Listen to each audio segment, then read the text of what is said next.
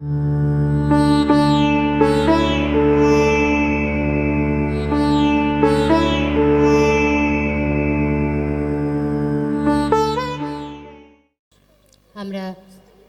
অনেকক্ষণ ধরেই একটানা সঙ্গীত পরিবেশনা শুনছি।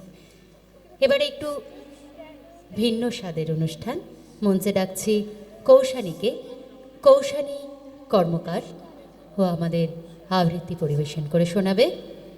ছোট ছোট শিক্ষার্থীদের বলছি, তোমরা একটু ধৈর্য ধরে নিজ নিজ আসনে বসো। তাছাড়া মঞ্চে যারা সঙ্গীত পরিবেশন করছে তাদের অসুবিধে হচ্ছে।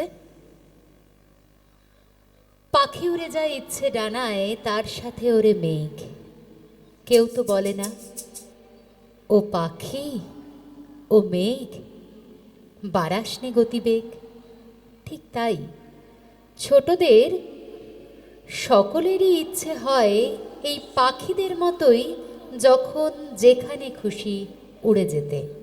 কিন্তু আদৌ কি তা হয়? দেখি কৌশানী কি বলছে। নমস্কার। নমস্কার ছেলেবেলাকার স্বপ্ন, কবি রতন তনুঘাতী। মা, তুমি আমার হাতের কাজটা করে দাও এক্ষুনি।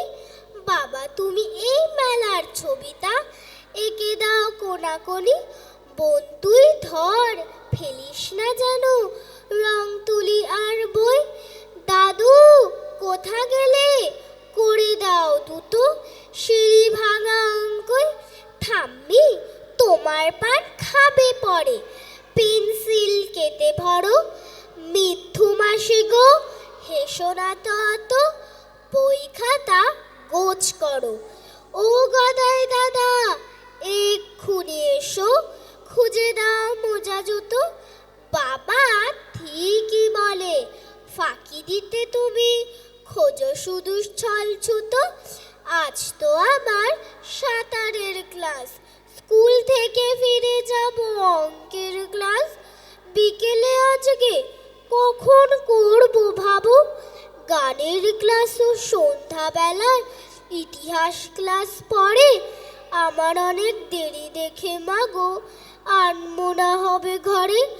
আমাকে নিয়ে ভেবো না তো অত, ক্লাসে সেরা হব দেখো। ভূগোল স্যারকে পরশু আসতে মনে করে বলে রেখো। মনে আছে মাগো, যে দাদু আসেন গল্প দাদুর মতো, আজও আসবেন ছেলেবেলা দিয়ে স্বপ্ন বলতে কত। তাকে বলো তুমি বড় হই আগে, এখন সময় কই। ছেলেবেলাকার স্বপ্নের কথা বড় হলে শুনবই। নমস্কার। ও আবৃত্তি পরিবেশনের আগে গুনগুন করে কি বলে যাচ্ছিল, দর্শক আসন থেকে আমাকে বারবার প্রশ্ন করছিল সেটা জিজ্ঞেস করার জন্য।